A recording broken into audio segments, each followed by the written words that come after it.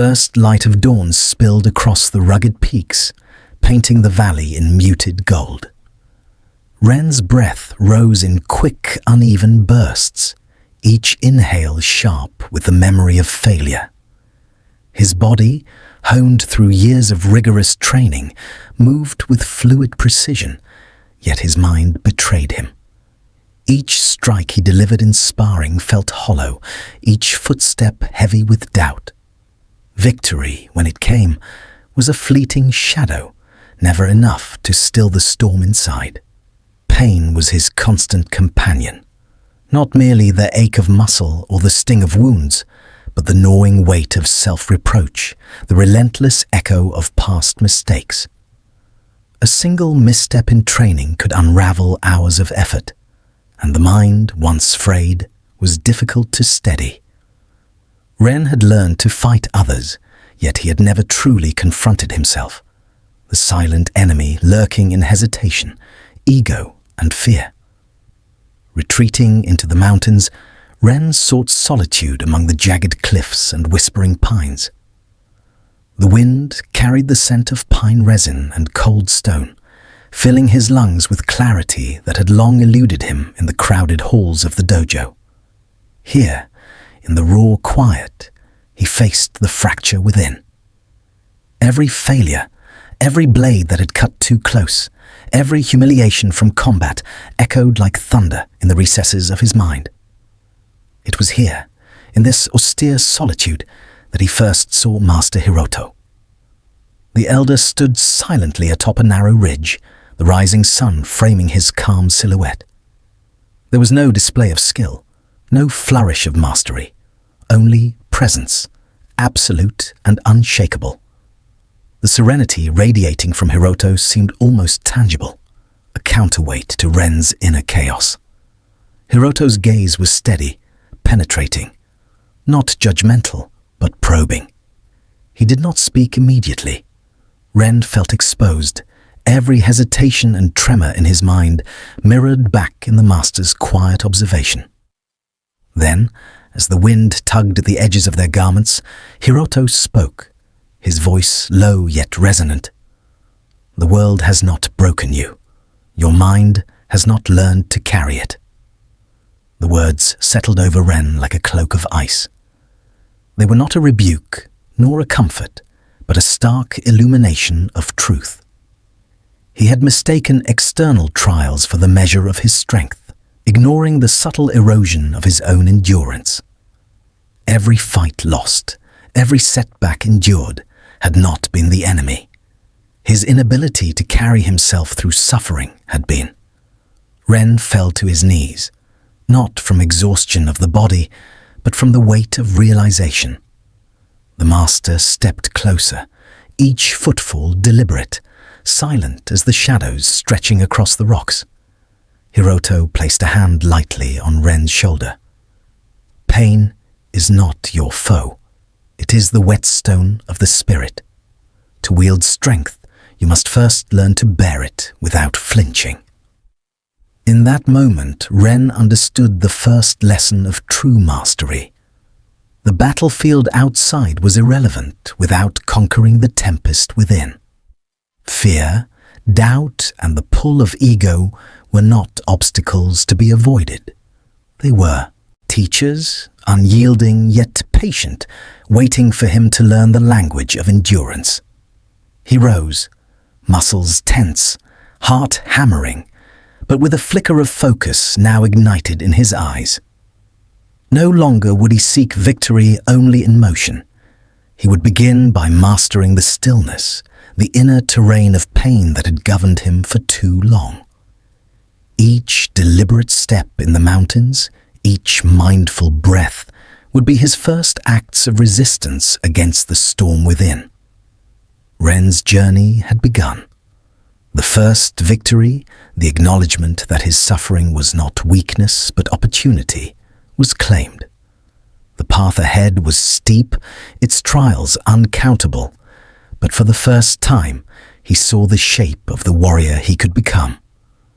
From awareness of suffering flows the seed of strength, a lesson that would guide him into the disciplined practice of endurance.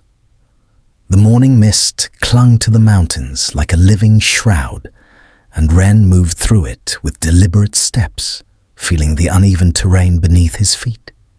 Each movement demanded attention, not for speed or precision, but for presence. The mind, restless as a storm-tossed sea, tried to wander to past failures, imagined slights, or fears of inadequacy. Yet Hiroto's words echoed, grounding him. Pain is the whetstone of the spirit. Hiroto guided him to a flat plateau where the sun had begun its slow climb. The master gestured to a set of jagged stones scattered across the clearing. "Lift each stone," Hiroto said, voice calm, "and place it down again. Feel its weight, resist the impulse to rush, and let the act itself teach you endurance." Ren bent, gripping the first stone. Its rough surface bit into his palms. He lifted, muscles quivering, and set it down with care. One stone became 2, then 3. Sweat beaded on his brow, but with each repetition, a subtle shift occurred. Pain was present, but it was no longer paralyzing. His breath steadied, thoughts slowed, and clarity began to emerge from the fog of doubt. Hiroto watched silently, then spoke. "Endurance is born where discomfort meets deliberate action. The mind that resists breaks. The mind that carries grows." Ren's training that day was not flashy. There were no opponents to defeat, no swords to clash, no accolades to claim. Yet each stone lifted, each controlled breath, each focus on presence rather than result, was a small victory over the inner chaos that had long governed him. Slowly, the awareness sank in. Mastery begins not with triumph over others, but with the ability to bear one's own suffering without collapse. By dusk, Ren was exhausted, every muscle trembling. Yet a quiet satisfaction stirred within, a nascent understanding that pain was not an enemy, but a teacher. Hiroto approached, placing a steady hand on Ren's shoulder once more. "The warrior who refuses to endure is at the mercy of every hardship. The warrior who learns to carry the weight of his own suffering becomes unstoppable." Ren looked out across the valley, the fading light painting the cliffs in crimson and gold. He knew the path would be long, filled with trials that would test body, mind, and spirit alike. But for the first time, he felt the spark of readiness, the willingness to meet suffering, not with fear, but with disciplined presence. The first chapter of his journey closed with a single understanding. The mind that bends under pain is weak. The mind that embraces it sharpens. And so, Ren prepared to step into the next phase of mastery, the deliberate, disciplined cultivation of endurance that would transform suffering into unshakable strength. With awareness and acceptance established, the warrior now steps into the discipline that will forge his mind and spirit. Dawn arrived like a pale lantern over the jagged peaks, casting long shadows across the dojo carved into the mountainside. Ren awoke to the cold bite of morning air, the weight of fatigue still lingering in his muscles, yet a spark of resolve warmed his spirit. Today marked the beginning of the Kaizen of pain, the relentless cultivation of endurance, where discipline would be both weapon and shield. Hiroto stood silently, eyes calm but penetrating, observing the young warrior. "Endurance," he said finally, "is the slow forging of the spirit. Each repetition, each breath, each deliberate action is a hammer shaping strength from suffering." Ren began with meditation atop the cliff's edge, the wind tugging at his robes, the sharp scent of pine filling his lungs. He inhaled deeply, feeling the chill pierce his chest, and exhaled with intention. The mind, which had long sought escape or complaint, resisted. Thoughts whispered, "Why endure this? Why not rest?" Ren acknowledged them without judgment and returned to the rhythm of breath. Next came the sword drills. Movements, slow and precise, demanded total awareness. Each swing, each cut, each shift of weight had to be executed with full presence. The muscles screamed, the joints ached, yet Ren noticed a subtle clarity emerging. Where before fear and doubt had clouded his judgment, now attention sharpened and hesitation dissolved. Hiroto's voice punctuated the training. Pain is not punishment. It is data. Observe it. Accept it. Let it teach you. The day unfolded as a series of deliberate acts. Silent walking along mountain trails, balancing on uneven stones, carrying water from the spring to the dojo, then repeating sword drills under the fading light. At first, monotony threatened to crush his spirit. Ren longed for the thrill of combat, the rush of victory. Yet slowly, he began to notice the hidden power in small victories. The mind that persisted became steadier, the spirit more resilient, and the body more harmonious with thought. By midday, fatigue pressed down like a tangible weight, yet with each action performed deliberately, Ren felt a subtle mastery forming. Endurance was not measured in dramatic feats, but in the accumulation of repeated, intentional effort. The quiet shaping of a mind that no longer flinched at discomfort. Hiroto observed from the shadows, silent but unwavering, and finally spoke as the sun dipped low. The warrior who seeks sudden glory will falter. The warrior who builds strength through daily attention becomes unbreakable.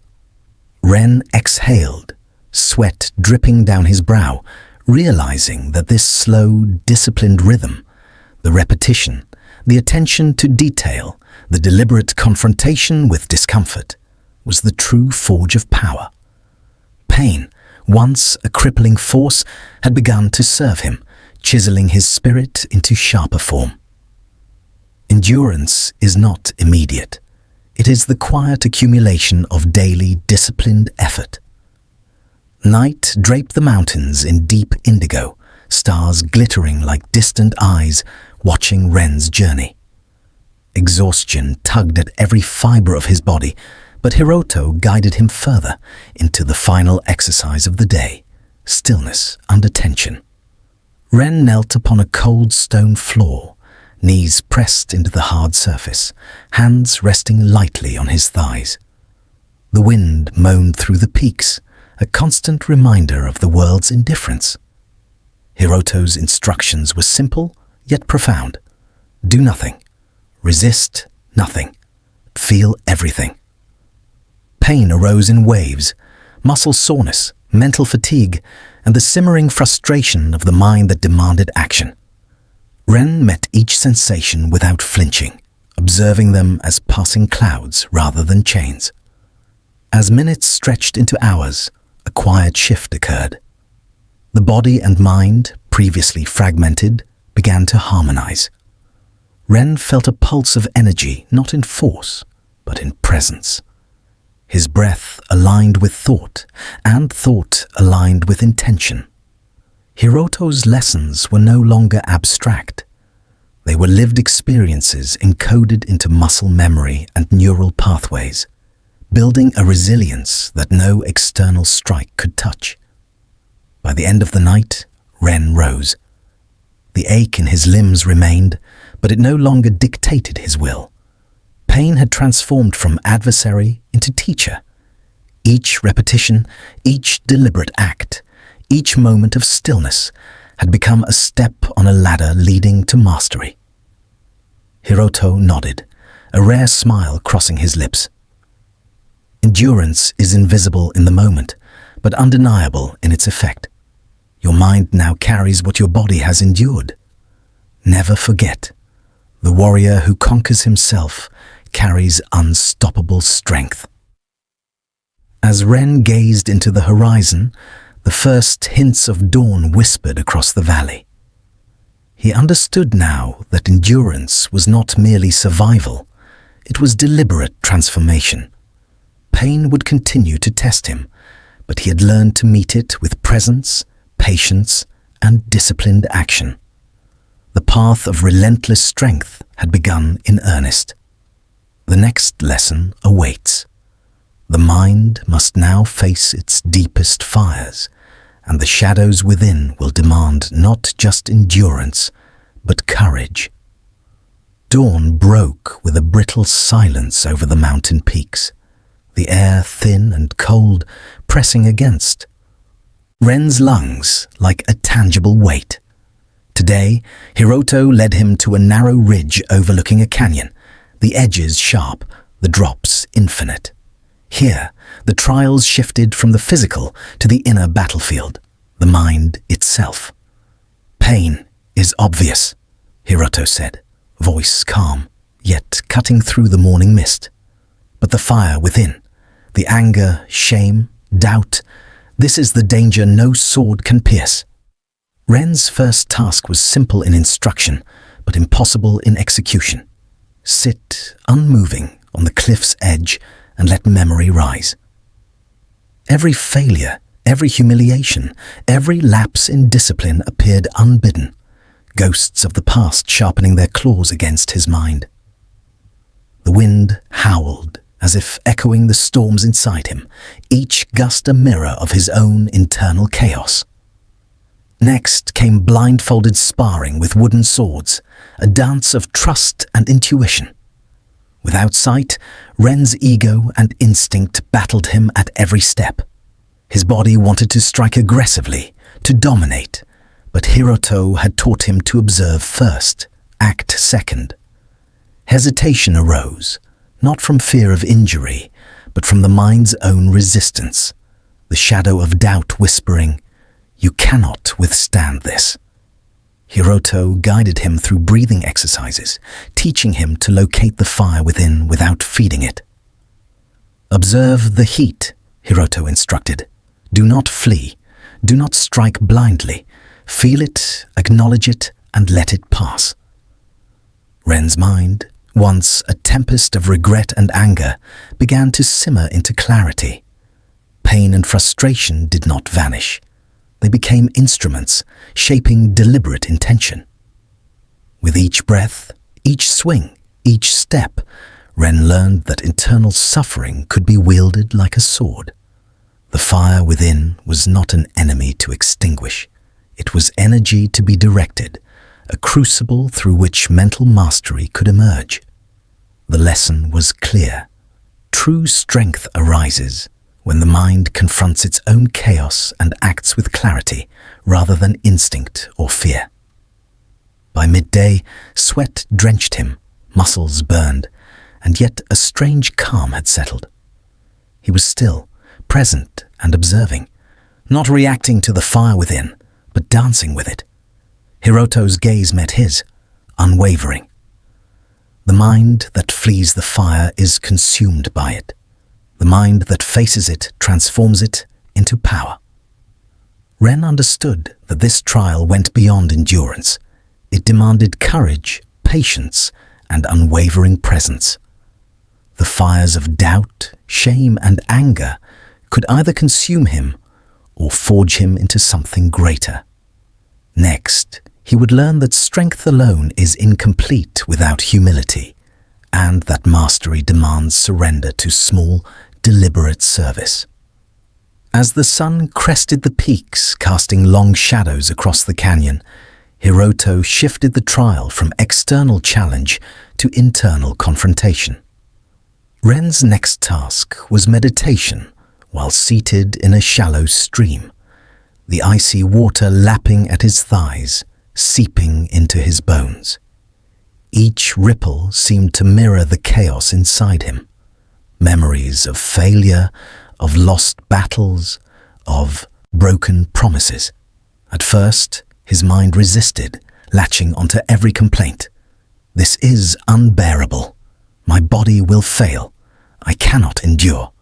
But Hiroto's calm presence was a tether, a reminder that endurance was not merely physical. "The fire within," he whispered, "cannot be extinguished. It can only be mastered." Ren focused on his breath, counting the inhale and exhale, allowing each wave of discomfort to rise and fall like the stream itself. Anger flared, threatening to spill into frustration. Shame whispered cruelly, "You are not enough." Instead of recoiling, he named each emotion silently: anger, shame, doubt, and let it pass through him. Slowly, the storm inside began to settle, replaced by a steady pulse of presence. The blindfolded sparring and meditative endurance were lessons in one principle: deliberate action amidst internal chaos. The sword became an extension of clarity, not reaction. Where once he had lashed out in fury, he now moved with intention. Where once he had collapsed under mental strain, he now anchored himself in observation and controlled response. By evening, the lessons of the day crystallized. Pain, anger, and doubt were not enemies. They were guides, showing where attention, discipline, and presence were required. Hiroto's final words of the trial echoed across the ridge. "The deadliest fire is not outside. It burns in the mind. Conquer it with awareness, and no blade can touch you." Ren's transformation was subtle yet profound. Where hesitation had once governed his every move, deliberate clarity now emerged. The shadow of fear was still present, but it no longer dictated action. Pain and inner turmoil had been alchemized into focus, precision, and calm strength. He left the ridge that evening with a new understanding. Mental mastery is forged not in avoidance of suffering, but in walking through it with eyes open, mind present, and spirit undeterred. The internal fire, once feared, had become a forge, shaping the warrior he was destined to be. The next stage awaited: humility, the quiet power that tempers strength and anchors enduring mastery. The dawn broke gently over the village, painting the rooftops in pale gold, yet Ren felt no triumph.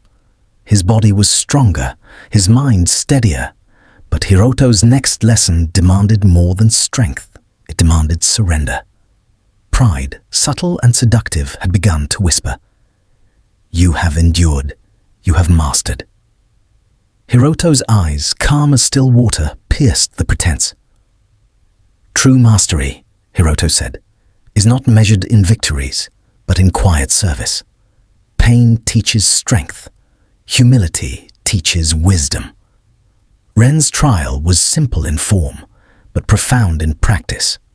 He was tasked with the humility trial, sweeping the dojo floor, tending the gardens, sharpening weapons, and assisting villagers. No applause awaited him, no recognition. Each motion had to be deliberate, each breath conscious, each thought present. The work was repetitive, unglamorous, yet it demanded focus and total engagement. At first, Ren resisted. He thought himself above such menial labor, a warrior of skill and fire. Frustration burned hotter than any training wound. "Why must I bow to such simplicity?" he wondered, muscles tense, mind racing. But Hiroto did not speak. He let Ren confront the discomfort, the subtle ego that sought glory over growth. Sweeping the floor, Ren began to notice the dust, the fine patterns it made under the sunlight. Each careful stroke became meditation in motion. In tending the garden, he felt the soil's texture, the life in every seedling. Sharpening weapons, he discovered that precision and patience extended beyond combat. It was discipline applied to the mundane. In these acts, the warrior learned surrender. Ego, once a roaring fire, softened into warmth, steady and unassuming. Ren began to understand that humility was not weakness. It was clarity, a tool that allowed his mind to focus fully on the present, unshackled from the craving for recognition. Hiroto observed silently as Ren's posture, movements, and presence subtly shifted. Where before there had been restlessness, there was now attentiveness. Where pride had clouded judgment, a calm clarity began to emerge. The first steps of the humility trial revealed a simple truth. True power is anchored not in showing strength, but in serving quietly, consistently, and with full attention. Pain had forged endurance. Humility was now shaping wisdom and presence. Ren's next challenge would bind all lessons together, turning his mind and spirit into the unshakable force that could face any trial without faltering. Days turned into weeks, and the rhythm of quiet labor became Ren's meditation. Each sweep of the broom, each careful sharpening of a blade, each seed planted in the garden was a deliberate step in dissolving the ego. Where once he sought applause, he now sought presence. Where once he measured worth in victories, he now measured it in attention, the fullness of each moment. Hiroto's teachings resonated deeper in the silence. A warrior who seeks recognition is like a sword that bends at the first strike, he said. Humility is the edge that cannot be broken. It is the calm in motion, the strength in stillness. Ren began to understand that the tasks themselves were not the point. They were mirrors reflecting the state of his mind. Pride would flare, he would notice it, and then he would return to the work without judgment. Each act became a practice in observing the self and letting go. Pain, once a blunt instrument that threatened to shatter his focus, now met the tempered mind with no resistance. He could feel his spirit becoming resilient, not through force, but through surrender. The combination of endurance and humility created a new kind of strength, a soft, unyielding power that flowed from presence and awareness rather than from conquest. By the final days of the humility trial, Ren moved through the dojo with a calm precision. Every motion, lifting, bending, placing, sweeping, was measured, intentional, free from the shadows of ego or the restlessness of expectation. The villagers noticed a subtle change, though few understood it. Ren's presence was steady, his decisions deliberate, and his mind unshakable. Hiroto finally spoke, his voice quiet but resonant. Strength without humility is brittle. Power without patience shatters easily. You have endured, you have suffered, and now you serve.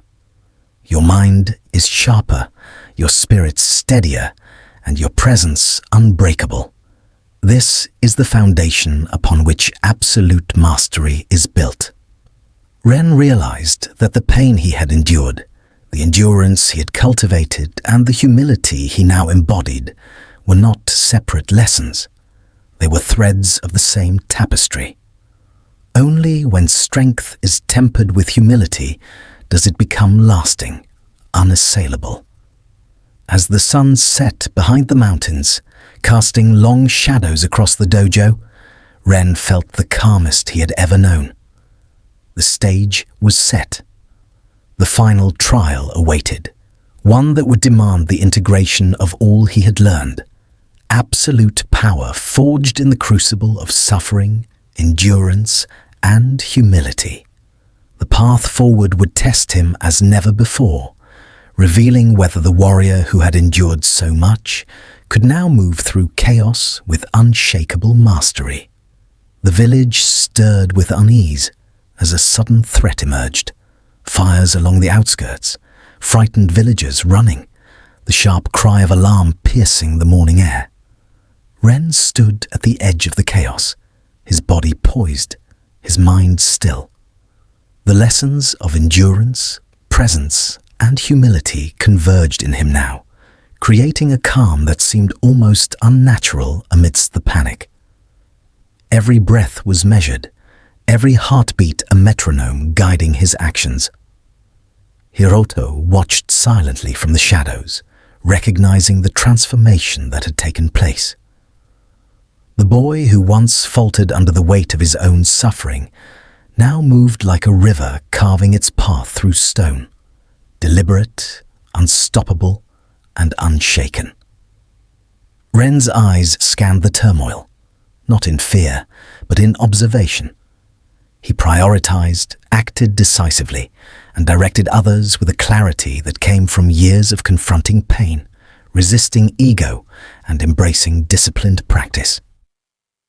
He moved through the village, guiding panicked villagers to safety, extinguishing small fires with precision, and ensuring that chaos did not overwhelm order. Every step, every command, every action flowed from a mind honed in the crucible of suffering. The very pain that once threatened to fracture him had become the source of his power, a steady, unyielding force that no external danger could disrupt. Ren felt the old voices, the whispers of fear, the pull of doubt, rise briefly like shadows crossing a sunlit path. Yet he did not resist them, nor did he fight them. He observed, acknowledged, and let them pass, allowing presence and discipline to guide his responses. This was the Stoic mastery Hiroto had spoken of. The mind unshaken by circumstance, the spirit forged in the deliberate confrontation with adversity. Even the villagers began to notice. Whispers ran through the crowd. He does not panic. He is calm. He moves like water. What they could not see, what they could not yet understand, was the journey behind those steady steps, the countless hours of endurance, the silence, the humility, the deliberate acceptance of pain. Ren had become a vessel in which discipline and presence were inseparable from action, where suffering itself had been transmuted into absolute power. The final test of mastery was not in battle alone, but in whether a mind trained through pain could act with unbreakable clarity when the world demanded it. Ren's hands moved with practiced precision, extinguishing flames while guiding frightened villagers to safe paths. His voice, calm yet commanding, carried through the chaos. Move here, step back, steady your breathing, focus. Each instruction was deliberate, free of hesitation, a reflection of the mind that had learned to harness pain rather than be controlled by it. The same internal storms that once shackled him, fear, doubt, and frustration, now became tools, shaping decisions with clarity and purpose. Hiroto stepped forward, his eyes soft with quiet pride. He had seen countless students falter, consumed by either ego or despair. Yet Ren's transformation was undeniable. The boy who had once crumbled under his own suffering now embodied the Stoic ideal. A mind disciplined, a spirit tempered, a warrior who moved through adversity with absolute control. Every motion, every breath, every choice resonated with the lessons of years spent embracing discomfort, repetition, and humility. Ren's strategy extended beyond immediate threats. He coordinated efforts to secure supplies, guided villagers in tending to the injured, and organized defenses, all while remaining fully present. Panic had no foothold in him. Fear could not distort perception. What the villagers saw as miraculous was, in truth, the culmination of relentless mental and spiritual endurance. The quiet power of disciplined suffering made visible.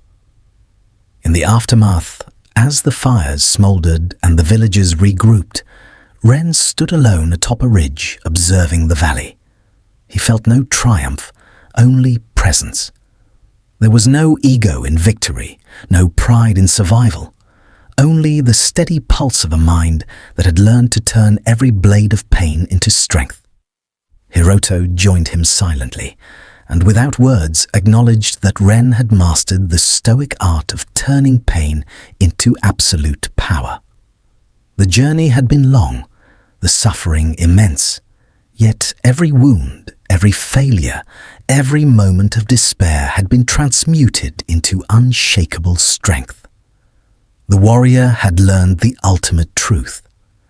True power does not lie in avoiding pain, but in embracing it, disciplining it, and channeling it into purposeful action. Ren descended to the village, not as a boy broken by life's trials, but as a man whose mind, spirit, and body had been refined through fire. The villagers, now safe and calm, sensed it instinctively. This was a warrior who could endure anything, and whose presence inspired strength in all around him. From the furnace of suffering, absolute power is forged, unyielding, unshakable, and fully present.